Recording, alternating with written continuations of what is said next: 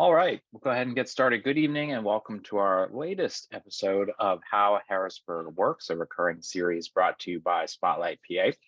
I'm Christopher Baxter, the Executive Director and Editor-in-Chief of Spotlight PA, and I'm so glad to see you all here this evening for an important and timely discussion. 44.4 billion, that's billion with a B, that's the proposed spending plan Governor Josh Shapiro put forward in March. And while it's been accepted by lawmakers on both sides of the aisle as a fine starting point, you better believe there will continue to be a flurry of activity and deal making in the coming days as the deadline approaches. And so that's where Spotlight PA comes in and our many really fantastic reporters to break down what's happening, how it all gets done, and most importantly, how people can make their voices heard at this pivotal moment.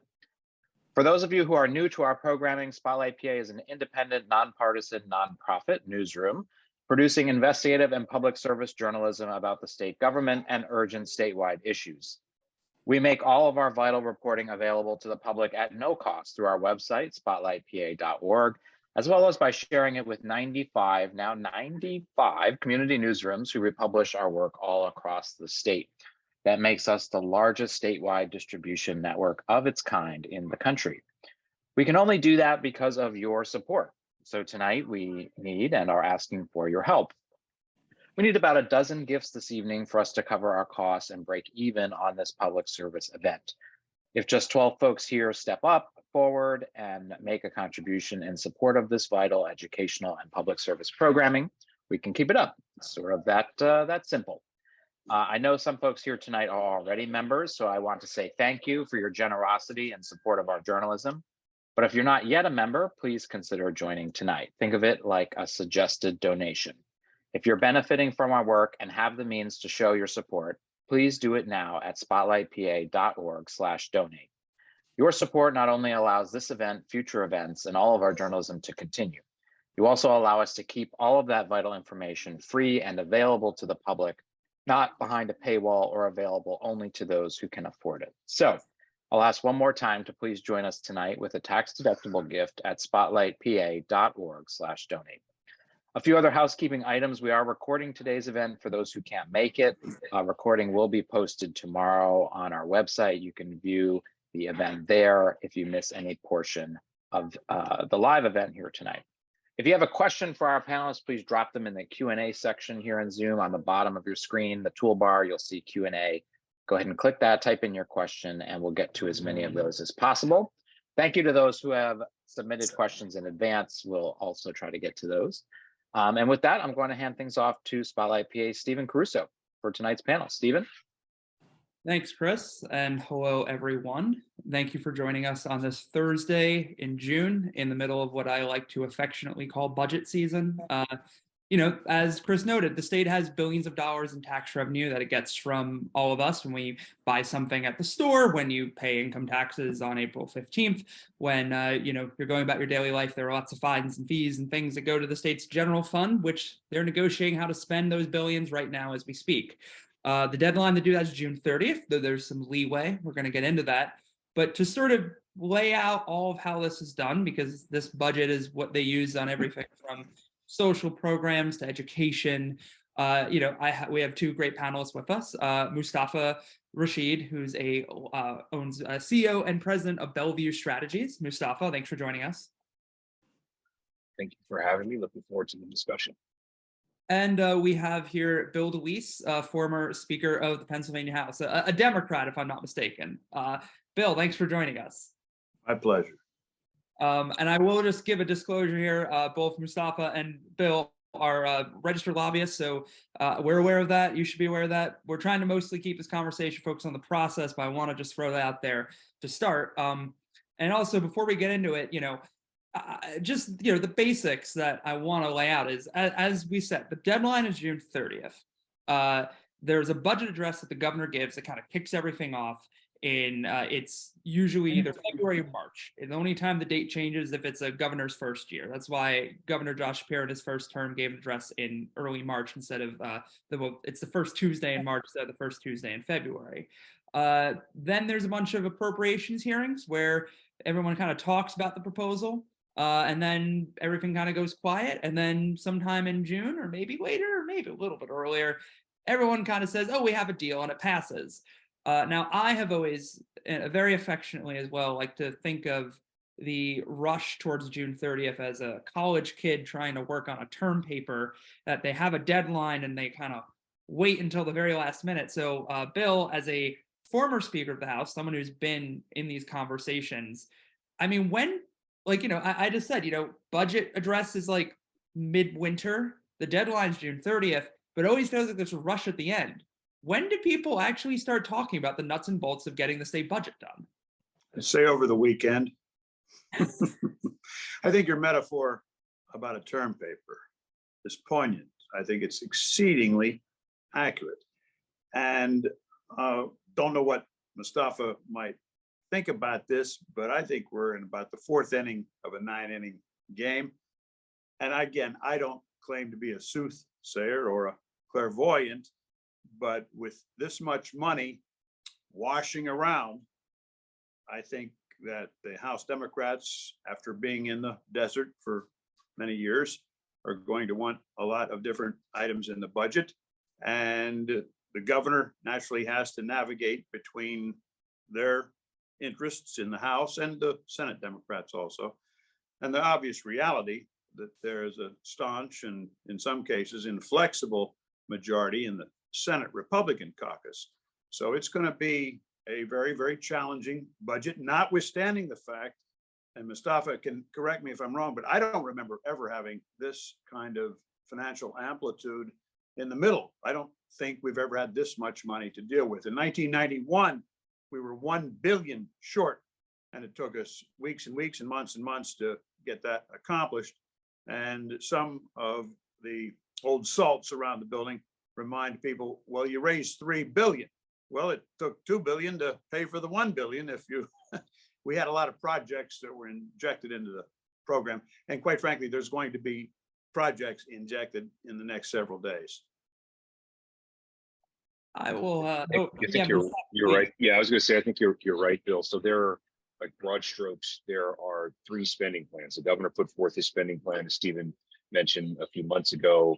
About a month ago, House Democrats, who are in the majority for the first time in 12 years, put forth their spending plan, which had a lot of their priorities that they've not been able to advance the past 12 years. And then recently, Senate Republicans put forth their spending plan. So somewhere between those 3 points, a happy medium will be found. To Bill's point about there being a lot of money to play with, I've always found that budget surpluses processes are harder than budget deficit processes, because when you don't have any money, it's easy. We don't have any money, everybody go home. And you make some hard cuts, but they're just kind of simple. We don't have it to do it. But think about with your own finances, and the example I use is if you got a $1,000 windfall in your house and you were not expecting it, then there are going to be a lot of conversations about what to do with it. Should we save it for a rainy day? Should we go on vacation? Should we get the kids braces? Should we pay for car repairs? And all of the sudden things that you may not have been able to do in the past, you need to prioritize what you can do with this newfound money that you didn't know you had. And while some folks, conservative and more fiscally prudent, would say we should save it in case something else happens, the folks that have been in need for things will say this stuff is happening now. It's raining now. We should do something about it. And so those are the discussions that many of you have in your households when you come across having extra money, and that scale is being played writ large with a lot of more zeros in the state capital right now. In one sentence, I agree with him that when there's a lot of money, it's more difficult. Yeah, and I'll jump in here to say, I think the really important thing I have to remember, I've written about this. This is the water in which I swim. But if you're kind of new checking in here, the state has about $13 billion in extra revenue, surplus revenue. It's not that simple, but it's basically money that's been saved up over the last couple of years because the state received a lot of federal money, which replaced some state revenues. And also people had more money in their pockets from federal social programs. And think of those checks that the federal government might have sent you, or sent pretty much everyone, that is then going to lead to sales tax. So the state has just had a lot of extra money. And under previous governors, or the previous governor, Tom Wolf, there was a lot of fights between him and the Republican-controlled General Assembly over to not spend as much as Wolf wanted. That's led to a bunch of money being built up, especially over these last couple of years. And you know, we've had impasses where there weren't enough money, but now we're at this different situation of there's so much money and there's a lot of needs that a lot of people could point to, Democrat and Republican. And then the other thing I guess I should point out is we have that state funding ruling, the Commonwealth Court saying that we don't adequately fund our education system. But I do want to go back, and for Bill or for Mustafa, like, why is it not done until June 30th? Lawmakers have all this time. Like, you know, addresses in February, you know, in March. Like, it seems like that's plenty of time for everyone to get down to a table, talk about their priorities, and get something done, and not have everyone on pins and needles until the very last moment, especially when a impasse going into, say, August, September, not that we're lined up for that, but it does happen, can mean a lot of hurt for a lot of people. Yeah, I think part of the reason is that it's funny, even the language that you use, Stephen, to say there's extra money is somewhat divisive, because there are some people that will say it's not really extra money at all, that the state is potentially facing a structural deficit in a few years, that the funding that the state has at its disposal right now aren't recurring sources of funding, but are one-time funding from the federal government. And to plan to have that money continuing in the future will only mean harsher cuts down the road. And so even the language that you use, not everyone is on board with. And so those are the kind of nuances. But I think in our experience, as it relates to an actual deadline, it spurs people. You know, a lot of us procrastinate. I'm as guilty of it as the next one. But when you have a deadline, it just creates some urgency to kind of move forward. Bill's analogy of it being in a fourth inning feels about right. The only caveat I would add to that is the speed at which we're about to start playing is going to start speeding up a bit. So we may be in the fourth inning, but I think everybody's kind of loose and warmed up and ready to get to the end of this game. Human nature, number one. We'll be playing these innings real fast. I concur. Mm-hmm. But why don't you do the term paper? The professor announced in January, at the beginning of the semester, you knew you had to do it. So why'd you wait till the last few days? It's just human nature. And then you figure, notwithstanding the fact that we are the fifth largest state, we have the second largest legislature. Our individual House members represent 65,000 approximately. Senators represent 270,000 approximately. There's just a whole lot of moving parts in the building with the committees and with the senior staff. But as we will probably talk about later on in this get together, it gets to be a very small room at the end of the game. And the room is getting smaller as we speak. You might have 3 or 4 of the top players in the House Republican and House Democratic side, and their counterparts on the Senate side. So you got about a dozen people very aggressively talking among themselves. Let me take out the adverb very, but aggressively after Governor Shapiro's remarks in March. But that doesn't crystallize until a few weeks or many weeks after the budget hearings. And now I really think that nobody, including the Honorable Governor and the honorable leaders of the House and Senate, have a completely clear pathway. There will be obstacles, there will be challenges, there will be fits and starts. But this is a time of year that we look forward to, those of us who are habitués of the House or Senate, people that come to this Capitol building have been for many years. So I'm excited just as an observer. Obviously, I'm only on the far, far periphery, maybe one more, far periphery, but I am able to enjoy it and the professionalism that'll bring it together on July the 7th. One other thing to that, Stephen, and this is just a statement of fact and meant to be that only, is that House Democrats are in that negotiating room that Bill just mentioned for the first time in 12 years. And I may be, correct me if I'm wrong, but I don't think any members of this leadership team were in this room the last time the House Democrats were in the majority. And so for them, this is a new process that they're smart and capable of learning on the fly, but will be a bit of a learning curve as they learn how to use all the tools at their disposal to negotiate. And then working in other priorities, as a minimum wage bill, That's been a long time priority of Democrats. That's a part of the budget discussion. And so like there are a lot of big parts and moving pieces that are out there. And those senior leadership teams are working around the clock to make sure that we get something done. Excellent point. And just to say it one more time, even from this new administration, hardly anybody and maybe nobody will have been in the room the last time. We had some very successful budgets in the 90s and early middle 2000s because Bob Jubileer and Joe Loper and Vince Fumo and Dick Tillman and others in the Senate and Matt Ryan and John Purcell, myself, Mike Vion, Dwight Evans.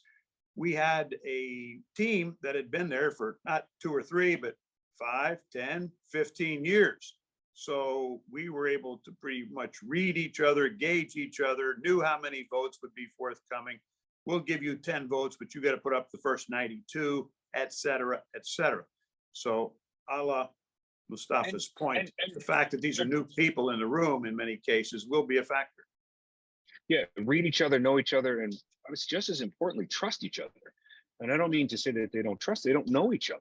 They've not been those three caucuses, the governor's office, Senate Republicans and House Democrats have not been in a room and worked together before. They don't know each individual's priorities, what makes them tick, what's important to them, what's important to members in their district, what's important to their constituents. So they've got to get to learn each other so that moving forward, the process is a little more fluid and a little more smooth. Just think about like if you're negotiating with somebody, you don't know what they're about really and you've not worked with them and you've not built up trust to know kind of where they're coming from and what you need to do to meet them where they are, that you have to learn on the fly. It will become easier as the years go along, but this first time, you're right, there are a lot of new people in that room having this discussion.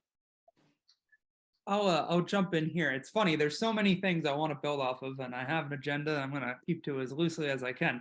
Though, so to put a pin on it, though, just to build on one thing you said, is it fair to say, just kind of give this yes or no, there's a lot of institutional knowledge that has kind of been lost in the last couple of years, and that a lot of sides are trying to have to get used to when it comes to negotiating this year's budget versus previous budgets? Yes. Absolutely. Yeah. So we also, I think I want to run down briefly, and boom, Mustafa, if you want to jump in on any of this, I said I wasn't going to put your feet to the fire and telling us everything that you might know about negotiations, but just from our reporting, or my reporting and reporting of Spotlight, things I'd highlight as what's on the agenda right now.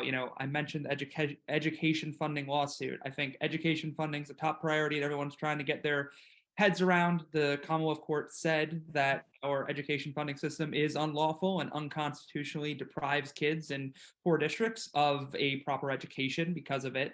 So they said this needs to be fixed. They told the legislature need to do that. They didn't put a price tag on it. They didn't really put a timeline on it. They just kind of said, you need to do something. And that's a big piece of uncertainty that lawmakers have been going back and forth with. Republicans saying, we should have more school choice. We should have more charter schools and private school options for kids who are in struggling districts. We actually saw that come to light just today and this week. Spotlight, we reported that Governor Josh Shapiro sent a letter saying that he supports a school voucher program known as the Lifeline Scholarships that would let kids in underperforming districts go to private schools if they desired. That's a big policy deal. That's something that Republicans have prioritized for a while. Democrats and a lot of organized labor have also opposed it, though. So that sets itself up to me to be a huge issue to keep an eye on. And I'd also, I think this was mentioned too. The minimum wage. House Democrats passed a bill to raise Pennsylvania's minimum wage from $7.25 to $15 an hour this week. They sent it to the Senate. That's been a top priority for them. And as we noted, they were in the minority in the House, Democrats, for 12 years. They didn't control the legislative chamber at all. And them getting to advance a bill like that, I think is it says a lot about, that's a priority. And Matt Bradford, their majority leader, said, we've been waiting 12 years for this and we don't want to have to wait much longer. I'm paraphrasing.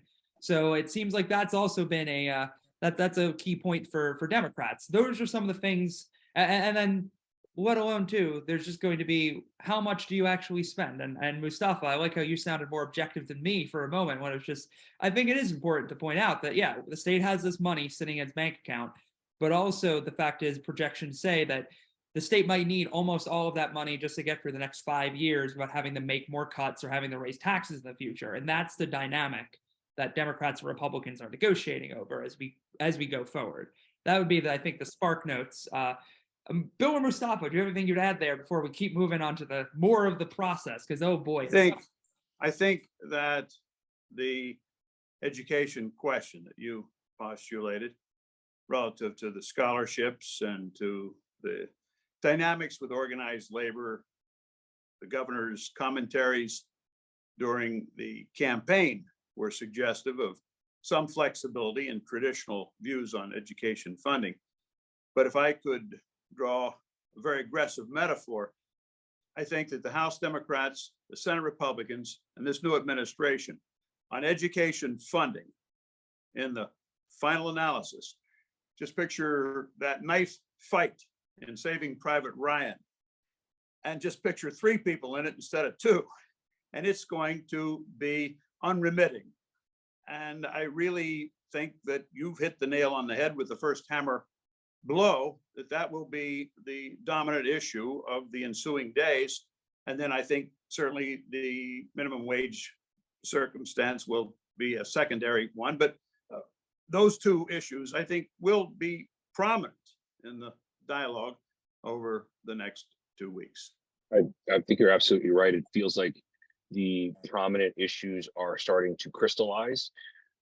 And, you know, those are, to extend the Saving Private Ryan metaphor, those are the proverbial hills that these 3 groups are willing to die on. And trying to get them to move from it is going to be difficult. I do want to point out, Stephen, because I think it bears repeating, that Pennsylvania has not raised its minimum wage since 2009, and Pennsylvania's current minimum wage is $7.25 an hour. And so the new minimum wage, it brings it up to $15 an hour with indexing and moving forward. Just so it's $7.25 an hour right now, and not so it's kind of bizarre that that's what it's been for quite this time.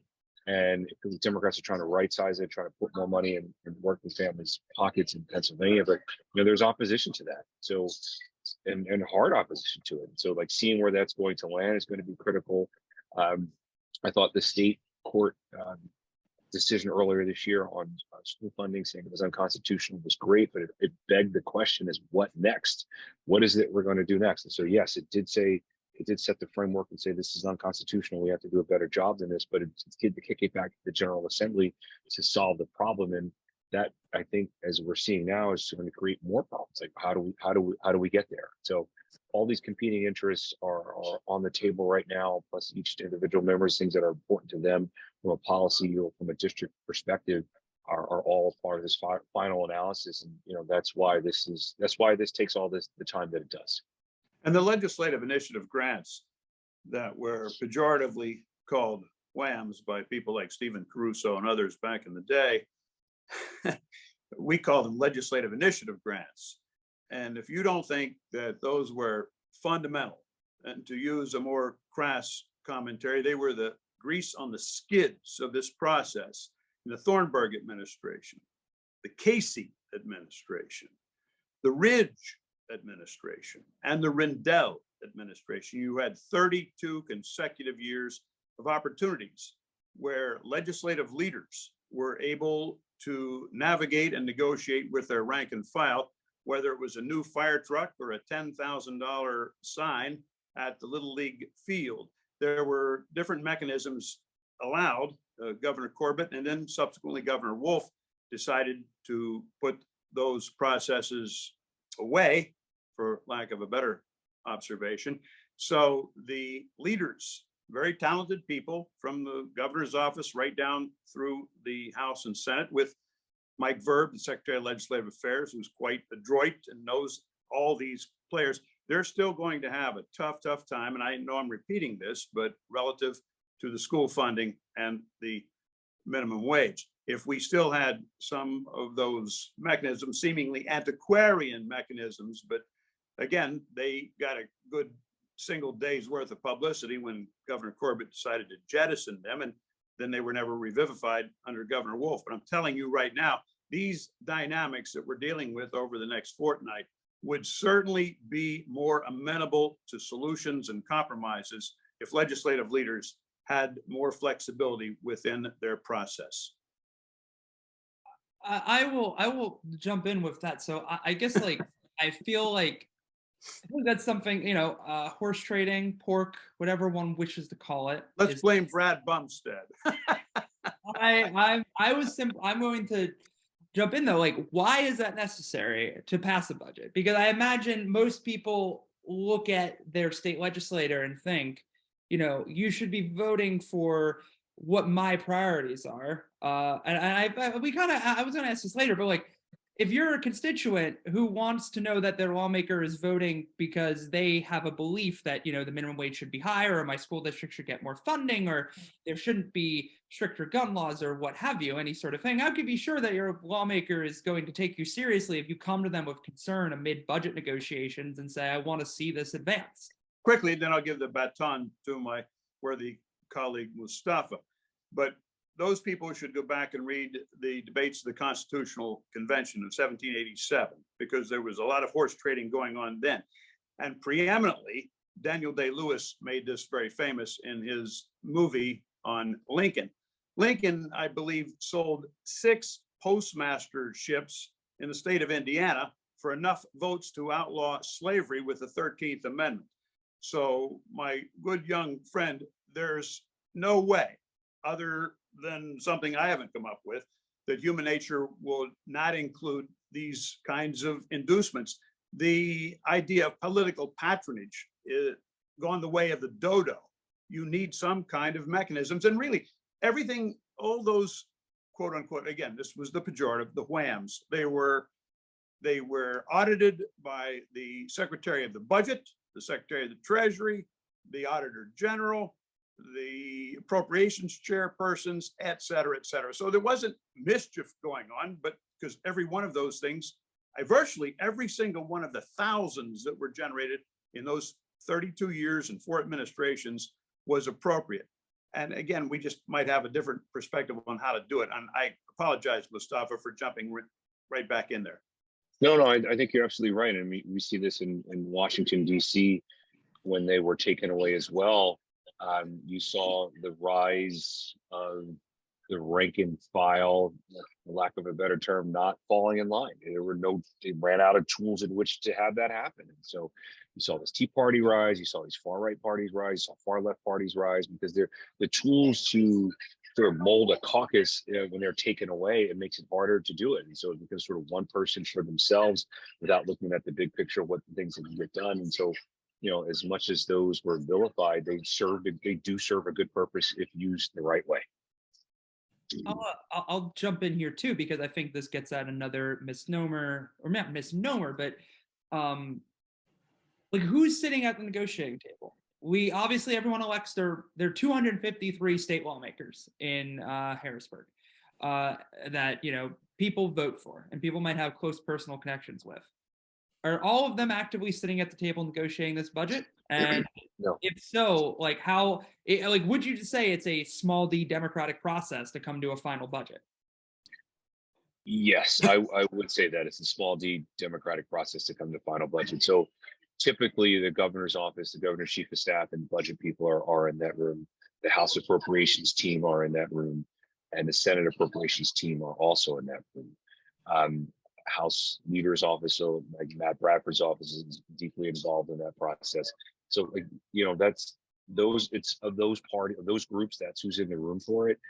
There may, of course, staffers, and the joke we had the other day, the staffers usually get the information first. So like that's a small group, and again, this is their first dance. They're learning what music each other likes, learning how each other steps and all that. So like they're learning how to dance with each other, and what to expect from each other for this partnership that's so formed moving forward. Sometimes there's 3, sometimes there's 2, and occasionally there's 1. But you have 5 entities, the governor and the 4 caucuses. And speaking from my own reference point, throughout the 1990s up into the mid-2000s, Dwight Evans and Mike Vion and myself were collaborative, and we shared. And although Dwight was a very muscular commentator in the process because of his appropriations team and staff. Mike and I were also involved. So the whip and the leader and the appropriations chairman were all involved. I have a hunch that that's the way it is right now. And again, Mustafa is a Eastern Pennsylvania guy, and I'm from 306 miles from City Hall, but I spent a lot of time in Philly. And I think that there's a good fraternal dynamic, very, very possible for the Democrats. And the Democrats historically are centrifugal. I didn't do very well in high school physics, but centrifugal force means away from the center. And the Democrats are inherently, and always have been, a little bit more centrifugal than the other team. The Republicans are sometimes, at least traditionally, more homogeneous in their backgrounds. So right now they are in momentarily, and only by a gossamer number of 102 to 101. I really think that the Democrats leaders are going to have a very, very tough challenge, and they would have had it no matter what. But with a lot of money, as we said at the very beginning of this dialogue, they're going to be even more challenged. And one more time, the administration, although Governor Shapiro did have exposure and experience within this process, and he knows it as well as maybe any governor of recent time, other than maybe George Leader, and Leader was a member of the state Senate before he became governor. So you've got one of the most interesting setups that we have seen since World War II. And I wasn't around quite then, but almost, but I've been watching it very closely. And I think that there's nobody that can forecast it. As I said, there aren't any soothsayers out there. I want to kind of jump in with, I am just curious if, I feel like, as we've been talking about the fact, that the decisions often made by a small group of people at the top, that, rank and file lawmakers aren't necessarily at the table. I mean, they certainly have ways to get their priorities, it seems, sort of on the table, but they're not necessarily at the table. Would you say that's a fair way to look at it? Yes, yes, but with the caveat to Bill's point about Democrats and Democratic leader said this the other day, they're very humble majority of 101. And so, in a situation like this, every person is king and queen because their vote matters. And if they don't vote for it, everyone, I think, and Bill, correct me if I'm wrong, the Democratic whip's role is more critical than I can ever recall because the majority is so slim. Normally, if I can't get your vote, I just go get somebody else's vote, right? Usually there's a 20 or 30 seat majority. So let's say it's a 20 seat majority. I don't have to have your vote to get this done. I get votes from another place. But in this case, you need every member of your party to vote for this budget.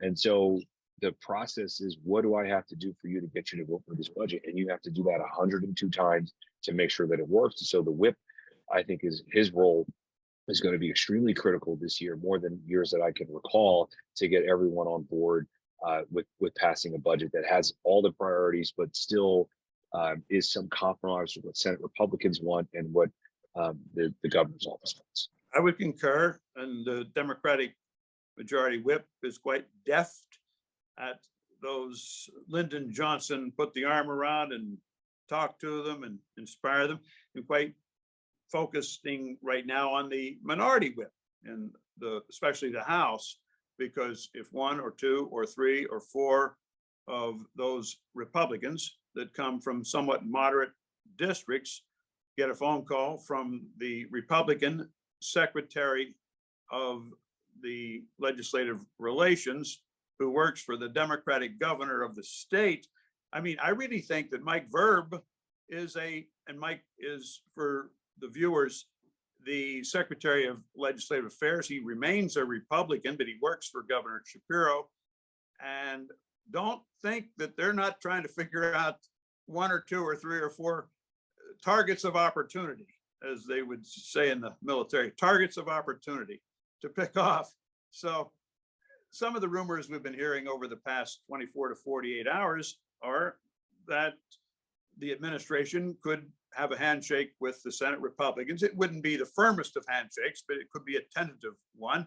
Something could fly over from the Senate to the House, and then the administration and, as Mustafa said, the Democratic whip and his compatriots would have to figure out how they are going to either go along with it with some amendments that the Senate might concur in, or stop it. Again, the opportunities and the avenues going forward are multitudinous, and they are complicated. Yeah, probably far too many to try to plot out. That's true. And the problem is the majority is so slim. And as I just said, every person is king or queen, but you also don't want to overplay your hand. Because if you overplay your hand and you say, I have to have this, that, or the other to vote for this budget, and the person you're negotiating with feels like you're not being reasonable, then they might go to the other side and say, can I get you to do less? What can I do for you? And so like it does become this process where I think the whip's going to be really, really busy, probably more than anyone on these past over the next week or so to try to get this done. And the Senate Republicans have momentum and they have political muscularity in their cohesion. They are not going to be flip-flopping in every different direction. And again, I think the Shapiro administration will look, and again, I have no knowledge other than my own observations, but they might look at some kind of initial process, not the culminating one, to get a budget proposal heading over to the House and then let that play out. I will jump in with one quick sort of editor's note, which is that there's some talk about the whip. The whip refers to a member of a leadership entire job. I would make sure everyone's in line.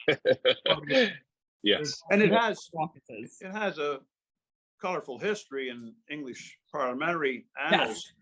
And I was actually, Gil, you cut me off. I was actually going to note that if you're wondering where the name comes from, that's just British parliamentary slang that we've adopted because that's where most of our legislative tradition comes from, or a lot of it. But I think it was always metaphorical, but in the 18th century, the whip in the parliament probably had a riding stick, at least or a swagger stick of some kind. I'm not sure that they ever pummeled anybody with it, but they were the vote counters, and that's how the origin of the term. Bill.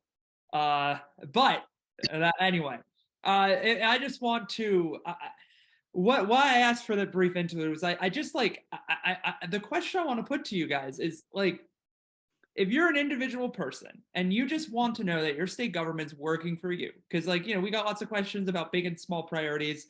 I don't know if we're going to get to everything. I mean, how would you suggest, if you're an everyday person, you kind of can influence this process or try and touch this process or make sure that your voice is heard? Because I think that's fundamentally the thing everyone wants to know, is that the government's looking out for me and whatever my issues are, and I'm just like, is there anything that efforts have in common that actually influence this giant process that's so convoluted we're talking about? Old school letters and old school phone calls to your representative or your state senator's office about what's important to you. They pay attention to those. If your constituents are calling the office and the staff says, hey, we've got 30 calls about this today, they're going to pay attention to it. We had, I think somehow that seems to resonate more than the in-person meetings where they're doing a dozen a day and they sort of forget about it the next day. But continuing to call the office to say, hey, this is important. We need more money for housing. We need more money for education. We need more money for human services. Like that matters. And so if you're an advocate, if you have a stake in this process, calling your legislator does still matter, and encourage people to do that. I think when I was a young participant in the process, and then even when I became a leader, if you got 5 or 10 handwritten notes on an issue that weren't generated by a specific entity, they just came from 5 or 10 different people, that was very substantial. And if you got 20, it was a tsunami. Yep, that's right. And it's just, 5 doesn't sound like a lot, especially when a legislator may do 10 meetings a day on 10 different subjects, but sort of 5 people organically would reach out to that office. It means something. It resonates through the staff. It resonates up to the member. It matters. And that is a way for citizens to make sure that they're involved in the budget process, because what gets decided, we have to deal with for the next year. And we're maybe in the 4th or 5th or 6th inning, I don't know if Mustafa will figure that out later, of this process. But if you're, to use your commentary, Stephen, if you're a regular citizen, this is the bottom of the ninth with a full count and 2 outs. So my suggestion, apropos of your question, would be that that individual, that man or woman back home, get to know their township supervisor, their county commissioner, their state legislator and state senator, and get some kind of a dialogue right now for the subsequent budget that's coming up every single June. But I think for those folks, it's very, very late. So you'd have to have this opportunity by Spotlight PA a couple months earlier next time. Well, this is being recorded, so it'll be viewable for, well, as long as we have an internet. Man, so many questions we've gotten. I want the transition to a few audience questions. I might jump in with one or two of my own because I think another one has come to my mind. But just one we got from Alan W. I think kind of gets at like the fluid nature of this, because he just asked, like, when is it too late to get something into the budget, and like how do you add something late? And I think, like, Bill, it sounds like what you're saying is now maybe a constituent calling an office right now won't get something into the budget. But it also does seem like, I mean, as someone who's covered these budgets, something we didn't necessarily bring up, the code bills, it feels like stuff can just pop into those at any time. So, like, I don't know, is there a point when it becomes too late for something to add negotiations, and when is that point? Or is stuff fluid until the very last minute? I think it's fluid, especially with the code bills. I think it's fluid till the penultimate seconds. Maybe seconds is a bit much, but minutes. No, let me take it back. Hours, but not days. Not days. The last few hours of the process, things could be altered.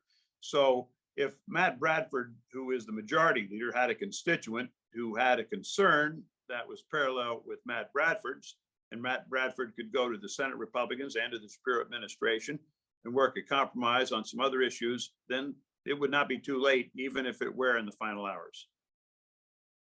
Yeah, and it's not over. It's not over until it's over. It is not over until it's over. Is that Yogi Berra? Yeah. Yep. He was a great athlete. It's he wasn't correct. just a funny guy.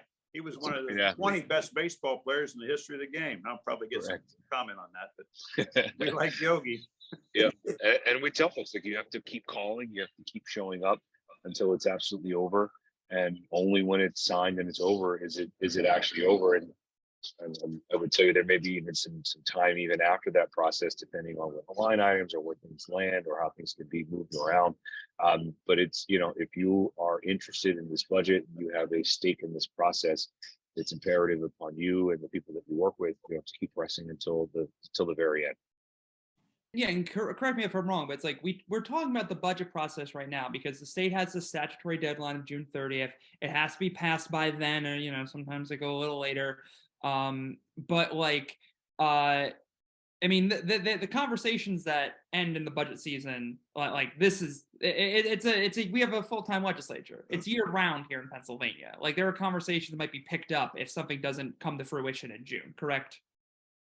Yeah, and as we've been told over and over and over again recently, and particularly by the Senate Majority Leader, that the June 30th deadline is capricious and arbitrary, and that we don't have to abide by that, that we'll get something done. It may not be on June 30th, but we will get something done. Typically, it needed to be done on June 30th, and I think we all thought that. I would ask Bill if that's actually in the Constitution or not. I'm assuming that it isn't, and we just sort of always said that June 30th would be the deadline. But it feels like this year something will happen shortly after June 30th, and we'll get something done. And I want to jump in right here with at what point after June 30th, if there is no budget, do people who rely on state funding start to feel hurt?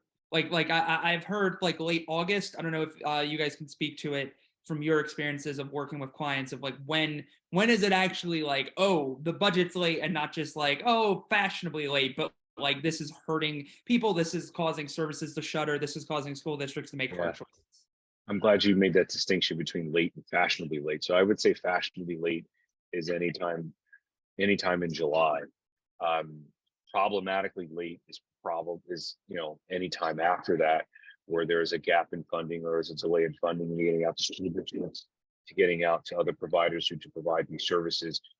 Most of these school districts are school districts are stretched thin, will borrow money to cover the time gap when they get funding from the state anyway. And so, then you're borrowing money, and then the cost of money and it cuts away from the amount that you can use for services. So it compounds pretty quickly over time after I say about 30 days. And so that's why it's critical to know that what you're working with. I mean, school districts want to have something to know concrete that they're working with. Like, is there going to be a budget cut? Is it going to stay the same?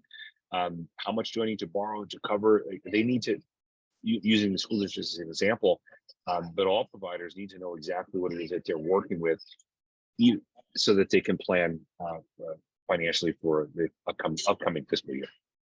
I don't think I can augment anything that was just offered by Mustafa. I would agree with what he just said.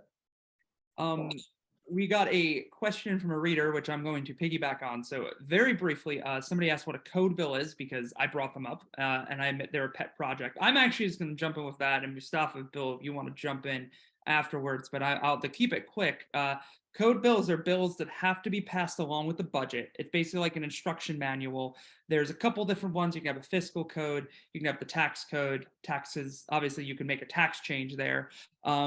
There's an admin code, which kind of handles some like how the actual government itself is structured.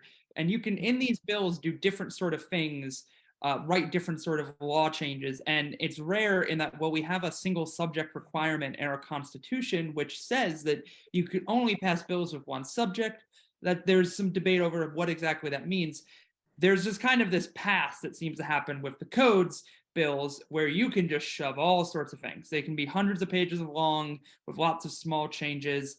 For instance, Pittsburgh got scooters, the e-scooters, electric scooters legalized there because of a code bill change a couple years ago. Cities were banned from passing bans on plastic bags because of a measure that was tucked into a code bill. They kind of become dumping grounds for lots of deals. Mustafa or Bill, anything you'd add to that, or did I adequately explain? Yeah, I would say, Stephen, I've never heard of a code bill. I'm not familiar with what they might be. I think the first law of code bills is we don't talk about code bills. So this is all new information to me. I've never heard of these things. So Bill, I don't know if you have anything to add to them. And please feel free. I'm happy to learn. I think Stephen's commentary was on the bullseye. So to that question, those are the code bills. And Bill, we actually have someone who's quite clever, and I almost brought it up myself. You had a commentary earlier about WHAMs, and I know you don't like that term, but I mean, as someone who does read these code bills that apparently Mustafa has never heard of, it seems like there can be lots of small little programs in the code bills that say, a county of a certain class that has a hospital should get this, that a county of a certain class should get a ATV trail for that. It seems that there's lots of ways to sneak small proposals into the budget to get support from into the code bills. It doesn't seem like WHAMs are dead. They maybe have just changed form a little bit. I would say insert or amend other than sneak. I would use that language and say that the way that you outlined it, there are the instruction manual for how things actually get done. Yes, you can have a law created through an administrative process that doesn't go through the full legislative process, as long as there's buy-in and support for it. But it is, to use Bill's term earlier, it's a way of inducement to get members' priorities taken care of. So it is part of the whole legislative process, and it's something that we watch as we get closer and closer to getting something done. Well, WHAMs, the phrase was enshrined by the Fourth Estate, your team, many, many years ago, walking around money. Obviously, it was pregnant with negativity. We tried unsuccessfully to call them legislative initiative grants. But the difference between legislative initiative grants, in most cases, and what's going on in your code bills that you pretty accurately described, the WHAMs were for 5,000, 10,000, 15,000, 20,000. They were more for a fire company or a little league or the high school band. They weren't usually a $250,000 sewer line extension or a $500,000 water line, et cetera, et cetera. And what's going into code bills is not going to help the Carmichael's high school band. I'll tell you that right now. That fair point. So we also got like two questions. One was from Tanya S. One was from Judy Wilson. They felt similar to me, so I'm going to sort of ask them as a package, which is like, right now we're talking about the legislative process. We're talking about, and we're talking about, the budget, and then there's, the laws are passed during budget negotiations. A budget is passed during budget negotiations. How can someone sort of, how can someone monitor the laws that are passed to make sure they are used as intended? And also, who monitors the tax money that ends up being spent? I just want to throw that out there for you two. So starting at the end, who monitors the tax money being spent? There's an independently elected auditor general's office that monitors to make sure that funds are appropriated and that are appropriated or used in a manner that they should. But on the enforcement side, the General Assembly creates the laws, and there are separate agencies, be it Human Services, Department of Education, Department of Transportation, and their job is to make sure that those laws get enacted and implemented.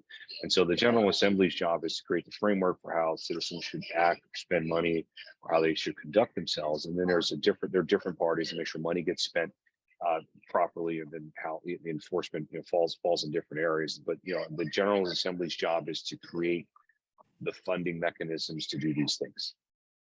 I agree with that. Obviously, the Auditor General.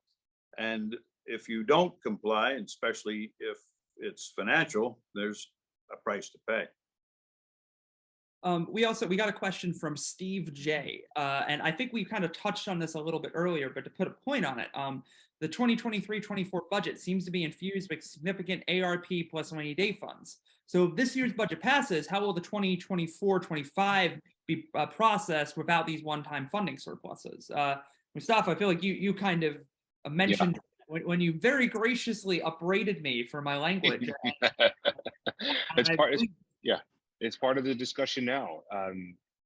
There was a time, a certain number of governors ago, where federal funding was used in a manner that created a structural deficit. And I think everyone wants to avoid that happening.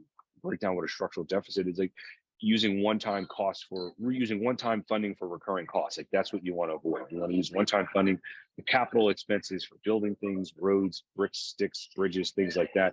You don't want to use it for personnel, for ongoing expenses that won't go away when the one-time funding from the federal government runs out. And Mustafa is very polite, but Rendell used a whole lot of money for education. When Tom Corbett came to town, he couldn't match it, and he got hammered in the subsequent quadrennial contest. And Tom Wolf won for a variety of reasons, but one of them was the fact that there was no extra money for education, because Rendell had depending on your perspective, some would say very adroitly used those government funds, but it was a one-time injection.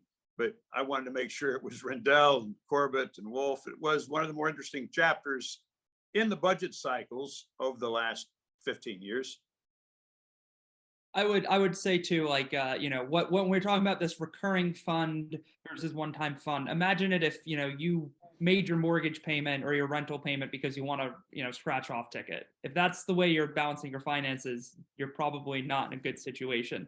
And True. I think, I think that's kind of what lawmakers are kind of dealing with. And I feel like there's debate even from the building if how to consider the money the state has now, because other people will say, oh, all those revenue projections are bunk. And, that's certainly a way to live, but that feels like that's a debate right now. How do you process? That's about right. That's about right. You could use the scratch off ticket funding to fix your roof, but not to pay your mortgage because the mortgage is due every month. And if I think that's to extend that, that's probably the cleanest way to look at it, is that you want to use one-time funding for one-time costs, not for recurring costs moving forward, because what are you going to do moving forward? We have covered a lot of ground and got way more into the weeds than I expected.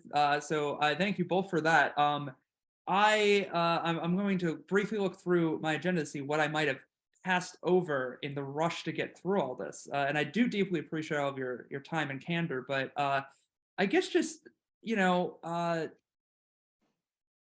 mean, to close off, I feel like I asked this, but I think if just, what what would be your advice for anyone who's hearing all this and they want to be involved for next year? I mean, this year might be too late, but if you want to just actually be a very active citizen in this process, what do you do next? If you're hearing all this and you're like, well, crap, how I don't want this to go another year without people hearing my voice on this. What would Ask the state legislator that you work with in your hometown, your home area, to have a cup of coffee with you sometime after the 4th of July. Get to know that man or woman. And then I would say, secondly, fortify it with the next visit, maybe 2 or 3 or 4 months later, for the second cup of coffee with a couple township supervisors, a couple school board members, a couple borough council members, a couple people from the environmental community, the energy community, whatever your issue is, and get to know that person. Because as we said a little bit ago, you get 5 or 10 letters that are handwritten. That means a lot. And I really think that a cup of coffee with your state rep or your state senator a couple times a year, 20 minutes, half hour, it doesn't have to be a lunch or a dinner, cup of coffee. Agreed. Getting your voice out there for the issues that are important to you is extremely important. And it just made me think about how many people are involved in that process and doing that every day. And the legislators have to decide what's more important, because one of the things that you see in the halls in Harrisburg all the time is that there's so much need. Everybody's got a job to do to explain why their project is so important, why their cause or their initiative or their need for funding is so incredibly important. And they're all true. They're all absolutely right. Everyone has a need. And unfortunately, sometimes the needs become a binary choice. Like, I want to fix this, but I can't fix that because I need to fix this. And, because scarcity of funding, not enough funding to go around, legislators have to make hard choices. And, oftentimes they go with what they see last or what appeals to them on a personal level. And so, to Bill's point, having that cup of coffee, finding out what appeals to them on a personal level will really help your pitch. Democracy, it isn't a spectator sport. Mustafa, Bill, both of you, thank you so much for your time. That's all the time we got here, but I appreciate all of you who took time out of your Thursday evening to hear us speak about some of the wonky stuff you can imagine. There will be a recording of this available on spotlightpa.org. Please check it. You can check it again come, maybe December, maybe August, like check it whenever, and get lessons on for however you want to stay involved in this process, because all this stuff's going to keep applying. And thank you very much for viewing, and we appreciate your time. And Stephen, thank you for having us on. And one day we'll tell the story about how 2 Marines from 2 different walks of life found our way in the State House and on a Zoom to talk about Pennsylvania budget. So Semper Fi, Bill, it's always great to see you. Semper Stephen, Fi. thank you for having us on. Thank you, guys.